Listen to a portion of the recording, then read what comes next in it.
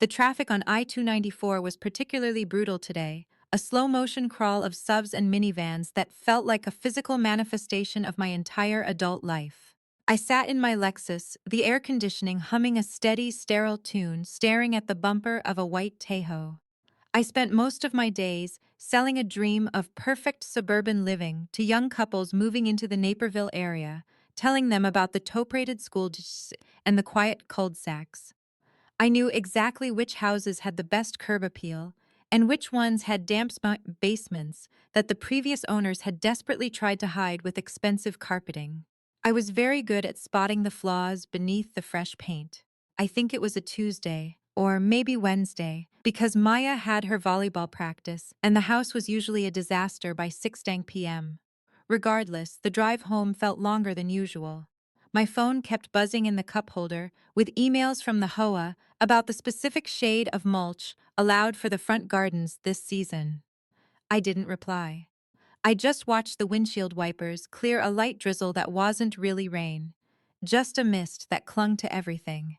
When I finally pulled into the driveway, the house looked exactly as it always did.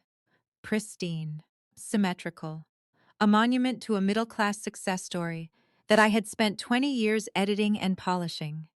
I walked inside, the smell of roasting chicken hitting me immediately. Mark was in the kitchen, his back to me, scrolling through his phone while he waited for the oven timer to go off.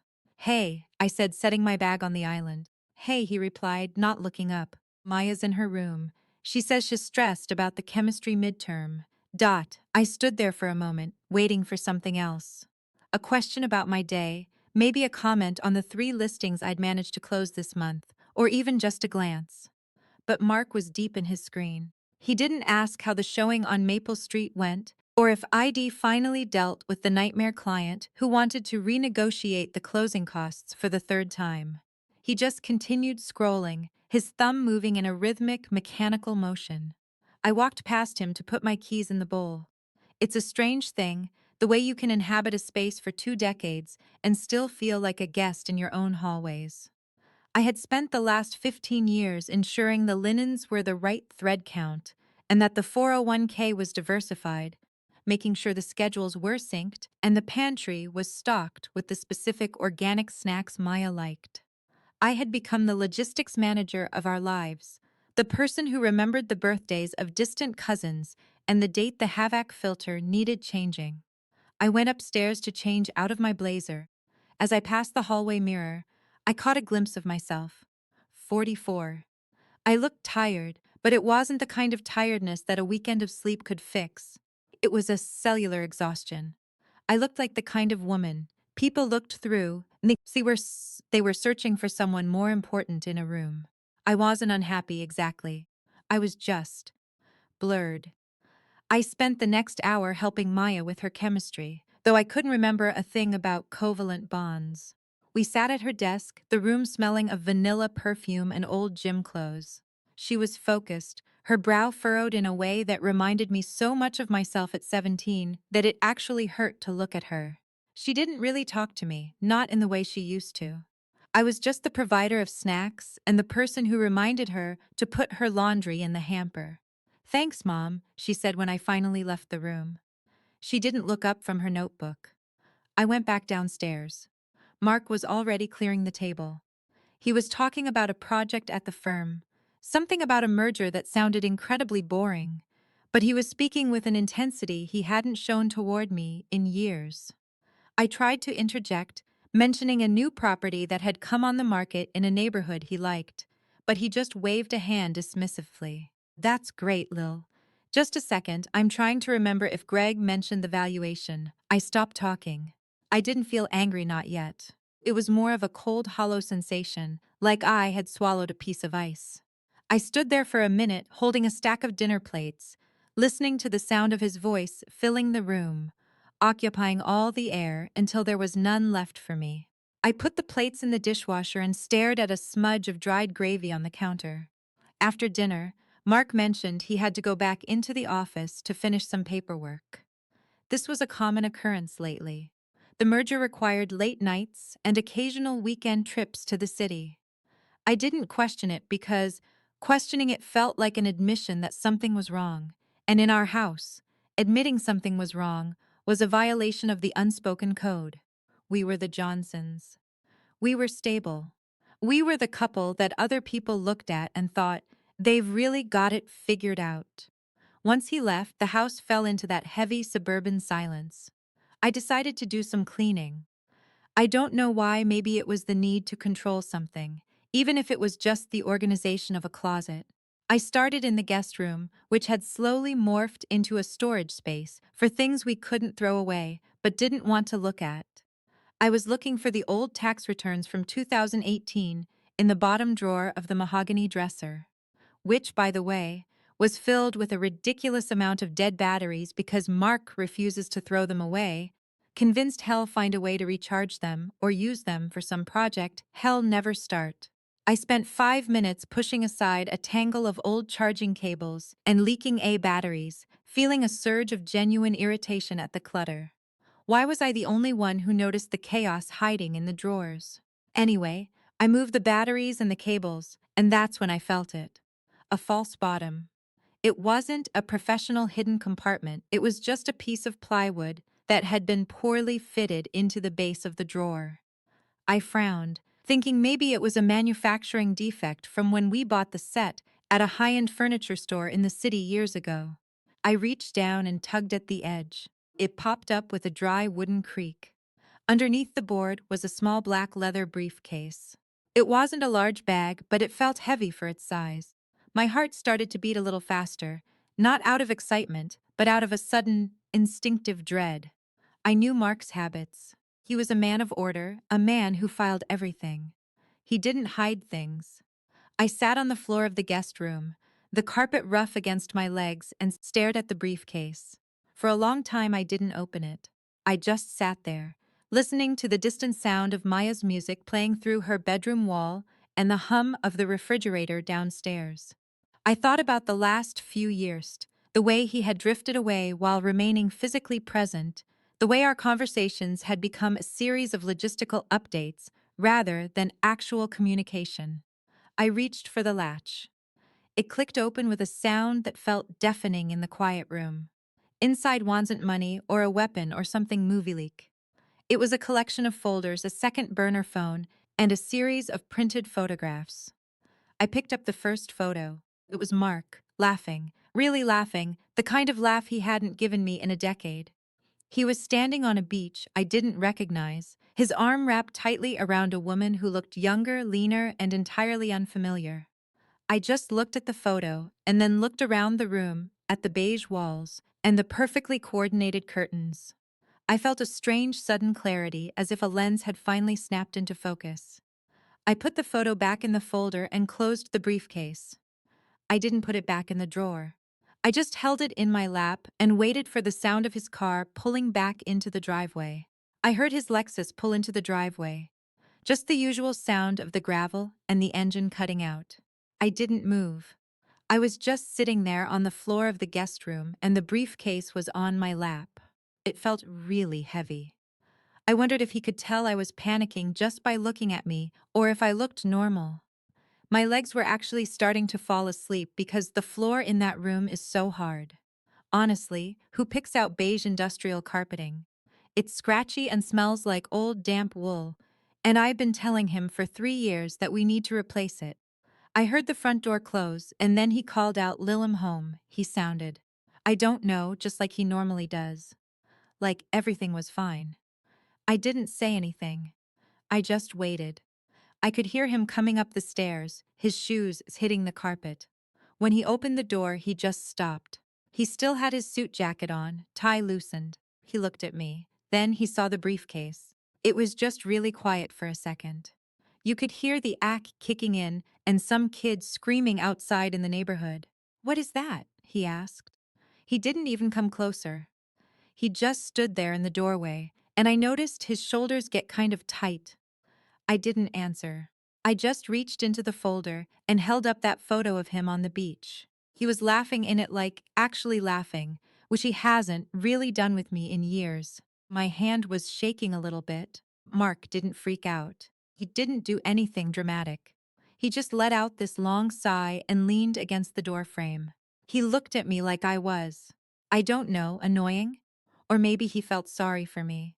Where did you find that, Lily? In the dresser, I said. My voice sounded weird, like it wasn't even me talking. In the false bottom. He stepped into the room and shut the door. I remember hearing the click of the latch. You were going through my things. Again. Going through your things, I said. Mark, there's a burner phone and photos of you with another woman in a hidden compartment in our guest room. I think the going through things part is kind of beside the point. He just sighed. He sounded bored. He walked over and took the photo out of my hand, looked at it for a second, and then just tossed it back on the bag. It's not what you think, he said. Which, of course, is exactly what people say. That was a long time ago. A mistake. I was stressed with the firm. I handled it. It's over. A mistake is a dinner or a kiss. Mark. This is a briefcase, a second phone, a whole collection of photos. When exactly was this long time ago? He stepped closer and started using that voice, that calm, talking to child voice he uses when he wants me to stop asking things. Lily, look at you. You're shaking. You've been so on edge lately. I've noticed it. The way you've been obsessing over the Hoa mulch, or the way Maya isn't talking to us. You're just spiraling. This is just your anxiety acting up. I just stared at him. It felt like I was watching a movie. He wasn't even denying the woman. He was just trying to make it about my head. Like the evidence was just a symptom of me being unstable. I'm not spiraling, I whispered. I found a hidden briefcase. And you're reacting with this level of hysteria, which is honestly worrying, he said. He was so calm. I was going to tell you when the timing was right. But you've turned this into some kind of investigation. Is this really healthy for Maya? For the family? You're hunting through drawers like a private eye. He didn't apologize. He didn't even ask for forgiveness. He just made me feel bad for finding it. And for a minute, it actually worked. I started wondering if I was overreacting. I wondered if maybe just keeping things stable was more important than the truth. I want to see the phone, I said, holding the bag tighter. No, he said. That's enough. Give me the bag, Lily. You're not in a state to handle this right now. He reached for it, and I actually pulled away. I stood up and backed into the corner, holding the bag against my chest. He stopped and his face just changed. He didn't look like the concerned husband anymore. He just looked cold, like I was something inconvenient. Fine, he said. Keep it. Do whatever you need to do for this little episode. I'm going to go check on Maya. When you've calmed down, maybe we can actually talk. He just walked out and left the door open. I stayed in the corner for a while. I could hear him in Maya's room, just talking to her in that soft, comforting dad voice. I didn't cry. I didn't feel like screaming. I just felt cold. I realized the man who just left the room was basically a stranger. The Mark I'd spent 20 years taking care of. He didn't exist. It was just a part he played. The rest of the night, I just acted like everything was fine. I made dinner, just some pasta with jarred sauce, because I couldn't deal with actually cooking. I sat at the table and nodded while Mark talked about some project at work. I watched him eat and smile, and I just felt detached, like I was a spy in my own house. After Maya went to bed and Mark went to his office, I went back to the guest room and locked the door. I opened the briefcase and turned on the phone. There wasn't even a passcode. I spent hours scrolling. It wasn't just one woman. There were a few. Different cities, different times. All those mergers and weekend trips were just a schedule for cheating. But then I found the money stuff. That's what really got me. There were screenshots of bank transfers. Thousands of dollars moving from a joint account I didn't even know we had into an offshore account. He wasn't just cheating, he was stealing from our future. I needed to see the actual numbers. I knew he had his files on a cloud drive, but he usually left his laptop open when he was home. He probably thought I was too predictable to ever touch it. I think it was 1 pint a.m. Or maybe 2 n. No, it was probably closer to 1. I crept into his office. It smelled like old coffee. I sat in his chair, the leather was freezing, and opened the laptop. I looked for anything called investments or private. I was trying to find the tax returns. He'd mentioned to see where the money went. And then I found a folder with receipts for a luxury condo in downtown Chicago. I'd never heard of it. I spent like 10 minutes just staring at photos of this modern living room with huge windows. I felt sick. We bought a second home with our money. I tried to open a PDF of the 2023 financial summary, but the computer started lagging. I just sat there staring at the spinning loading icon for 5 minutes. I honestly wanted to throw the laptop across the room, just because it was taking so long to tell me how much he'd stolen. God, he pays for the top-tier data plan and the latest hardware, but he never updates the O's, so everything just stutters. It's so typical of him to buy the expensive thing and not actually maintain it. Anyway, it finally opened. The numbers were crazy. Mark had been moving money from our 401k and savings into something called MW Consulting. It wasn't a firm. It was just a slush fund for his other lives. He'd drained almost $200,000 in 3 years. I just sat back in the chair. I didn't feel heartbroken. It was more like a relief, like a heavy coat I'd been wearing for 20 years had finally fallen off. I didn't close the laptop or change anything. I just took photos of every document with my phone and uploaded them to a private cloud folder. When I walked back to the bedroom, I saw myself in the hallway mirror. I looked tired, but I don't know, I looked sharper. I could feel the anger now. It wasn't a screaming kind of anger, it was just cold and useful. I got into bed next to him. He was already asleep, breathing heavy. He looked so peaceful. Just a normal, successful suburban husband. I lay there in the dark, staring at the ceiling. I thought about everything, the fancy sheets, the lawn, the way I'd basically edited my whole personality to fit into his life. I'd spent 2 decades making sure the Johnsons looked perfect to everyone. I reached over and touched his shoulder, just a tiny bit. He didn't wake up. He just shifted away from me in his sleep. I didn't feel like waking him up. I didn't want to scream or throw the briefcase at him. That would be the hysterical reaction he wanted. So I just closed my eyes and started thinking. I thought about my real estate license, the clients I have in Naperville, and the lawyer my cousin works for. I thought about the 401k, the condo, and that phone. I didn't have a full plan yet, but I knew the version of me that cared about the hoa and a symmetrical house was gone. I just lay there in the dark and waited for the sun to come up. Thursday morning was just normal. Same as always. The alarm went off at 6:15. The house was freezing, and I could smell burnt toast coming from the kitchen. Mark was already dressed in one of his gray suits, just standing there sipping coffee from that world's best dad mug Maya got him years ago. He didn't even look at me when I walked in. He just kept checking his watch. He told me he had a conference call at 8, so he was heading into the office early. His voice was just flat. He didn't say a word about the briefcase, or the phone, or the fact that I'd basically spent the entire night staring at the ceiling. I guess he figured if we didn't talk about it, it just didn't happen. That's kind of his thing, just ignoring anything that messes up the vibe of the house. I just nodded and poured some coffee. I remember watching the cream swirl into the cup and thinking about how easy it is to just cover things up. I mentioned that Maya needed a signature for her science museum trip. He just told me to leave it on the counter. He finally looked at me, but it was like he was looking through me.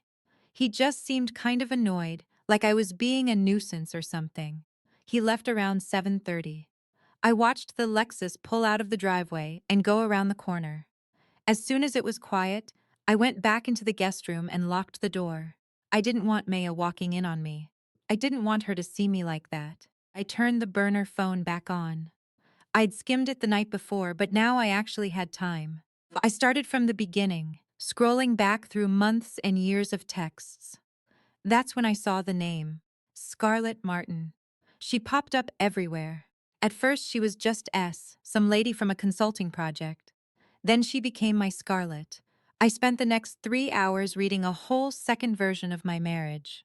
While I was dealing with the landscaping for the backyard, or arguing with the hoa about the fence height, Mark was sending this woman poems.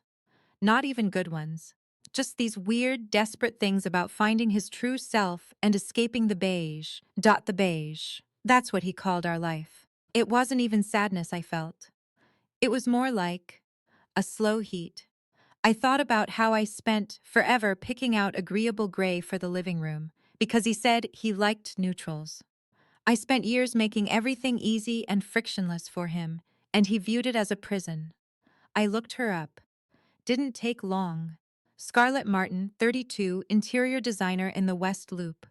Her Instagram was all industrial lofts and expensive, minimalist furniture.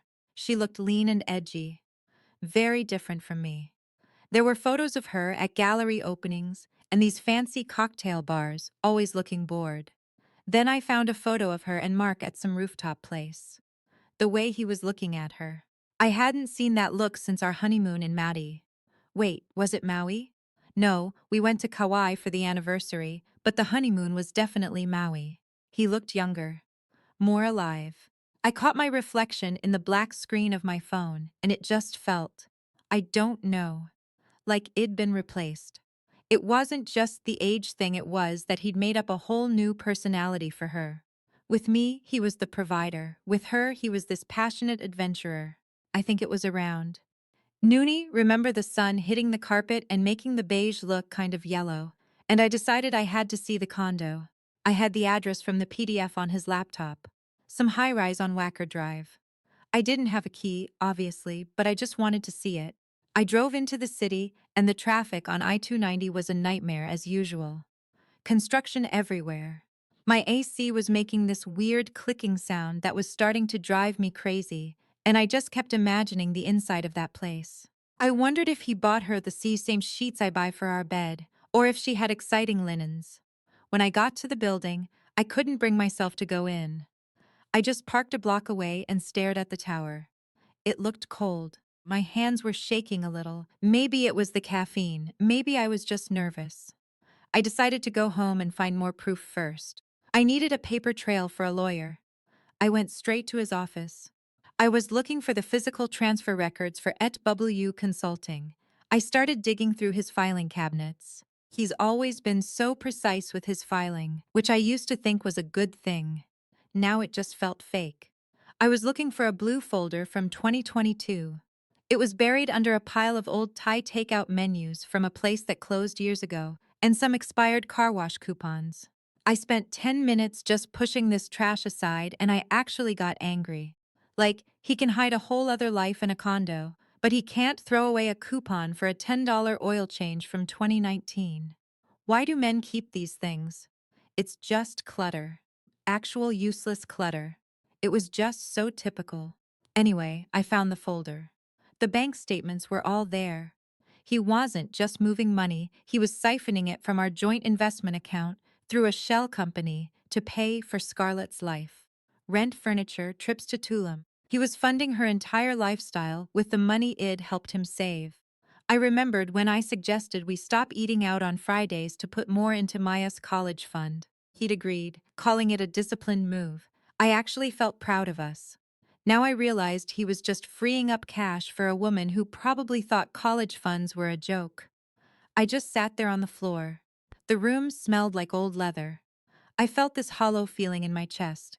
I thought about the last 5 years. The working late, the sudden interest in architecture, the way he'd snap at me if I asked where he was. I started wondering if any of it was real. Was the guy who kissed me every morning just acting? Was he just performing when he helped Maya with her chemistry homework? I texted my cousin Sarah. She's a partner at a divorce firm downtown. I didn't give her the whole story. I just told her I needed a consultation as soon as possible. She replied right away, saying she could clear her schedule for Thursday afternoon. I put the phone down and looked around the office. This was his sanctuary. There was a photo of us from last summer at the lake on his desk. We were all smiling. We looked like a perfect little family. I reached over and turned the photo face down. I actually felt kind of good. I'm good at this. Finding the rot under the paint. Around 5, Maya came home. She found me in the kitchen with my laptop and stacks of paper all over the island. "What are you doing?" she asked. She looked exhausted. She had graphite on her cheek and her hair was a mess. "Just some work, honey," I said. I tried to smile, but it felt stiff. She grabbed a granola bar and mentioned that Dad was coming home early because he wanted to take us to dinner. I felt sick. The idea of sitting across from him in a restaurant, pretending the Johnsons were still a thing, it felt like too much. I could just see him talking about some boring merger, while I knew exactly which hotel room he'd been in 3 weeks ago. Of not feeling great, Maya, maybe we can just order pizza, I said. But he already called, she said, shrugging. Whatever, she went back upstairs. I stayed in the kitchen, listening to the dishwasher. It was making that rhythmic thumping sound again, probably because the rack was unbalanced. I really need to call the repairman about that, or just buy a new one. I've had this model for 6 years and it's barely cleaning the plates lately.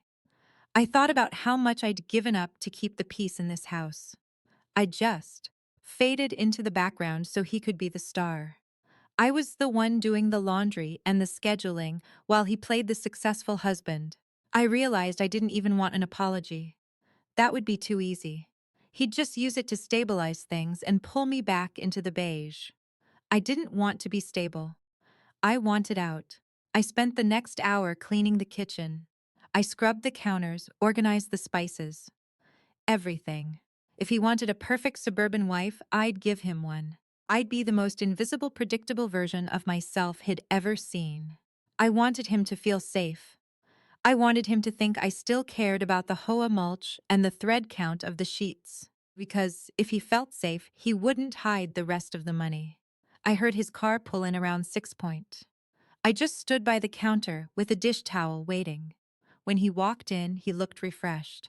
He was smiling. He gave me a quick kiss on the cheek, just a mechanical move. Ready for dinner? He asked. Ready, I said. I followed him to the car, acting like everything was fine. As I got in, I felt the weight of the burner phone in my purse. It was just a piece of plastic, but it felt like a weapon. We drove toward the city. Mark talked about a new client he was trying to get, someone from a high-end firm. He sounded excited. He sounded like the man I'd loved for 20 years. I just nodded and smiled, watching the suburbs disappear in the mirror. I wondered if Scarlett was waiting for him in one of those glass towers. I wondered if she knew her lifestyle was paid for by a woman who spent her weekends worrying about the height of a fence. I didn't say a word the whole ride. I just watched the city lights come on. For the first time in a long time, I didn't feel blurred. I felt clear. Friday morning. I just woke up at 6, before the alarm even went off. I lay there for a while, just watching the light come through the curtains. Mark was still asleep, just breathing heavy, taking up his whole side of the bed like he always does. I looked at him and I didn't really feel anything. Not even the anger I had on Wednesday. Just nothing. I got up and made the coffee. I used that expensive organic roast he likes and put his mug exactly where he wants it. I was just going through the motions. I wondered if he could tell the difference. Like, if he could tell that the woman who used to worry about the mulch in the garden was now thinking about the value of a condo on Wacker Drive. But he didn't. He never really looks at me. As long as the coffee's hot and the house is quiet, he's happy. I think we bought this coffee maker in 2018, or maybe 2019, right around the time we had that huge fight about the guest room carpet. Anyway, it started leaking from the bottom. There's this little brown puddle on the counter every morning. I just wiped it up with a paper towel. I didn't tell him. I didn't want to have a whole conversation about getting a new one. I just wanted it to be quiet. By 8:30, Mark left for work. He gave me that distracted kiss on the cheek and said he had a long day of meetings.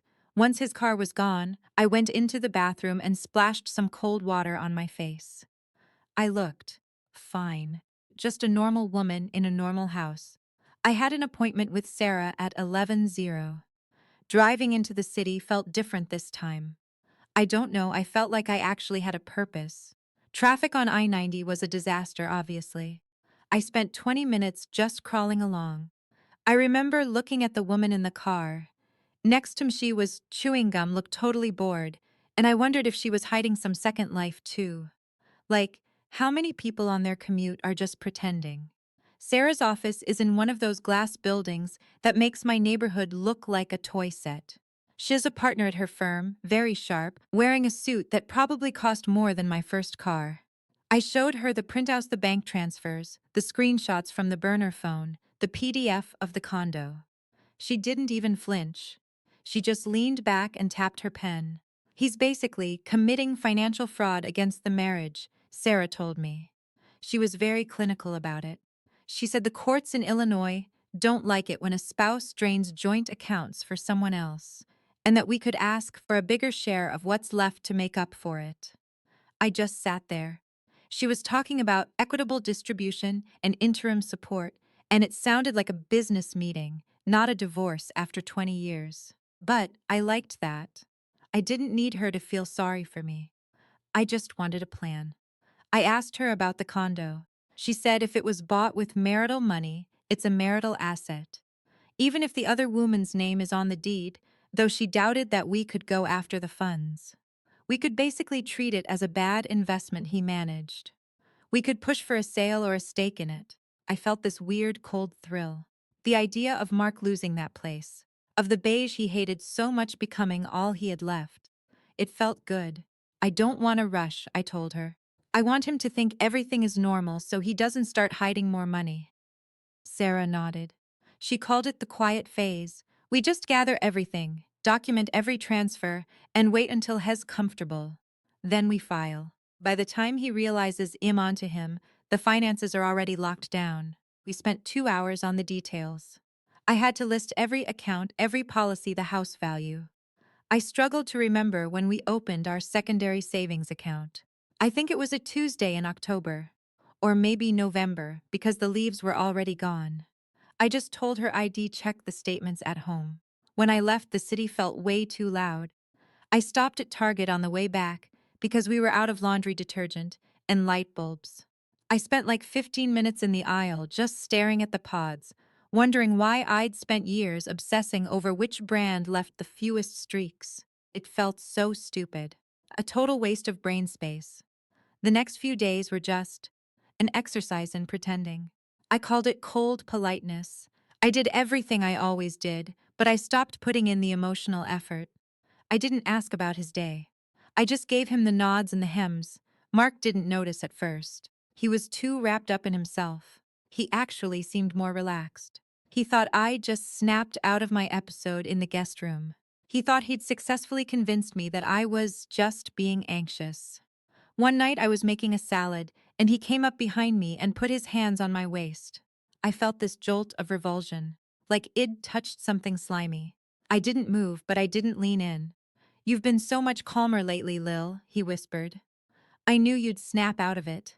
I looked at the cucumber I was slicing and wondered if I should just keep cutting. I just gave him a thin smile. I realized stressing over things I can't control isn't worth it. "Exactly," he said.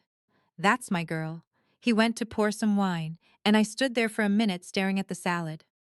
I wanted to laugh. He actually believed it. He thought the silence was peace. He had no idea I was basically a Trojan horse in his own living room. I started spending more time in the guest room, but I told him I was using it as a craft room to organize my real estate files.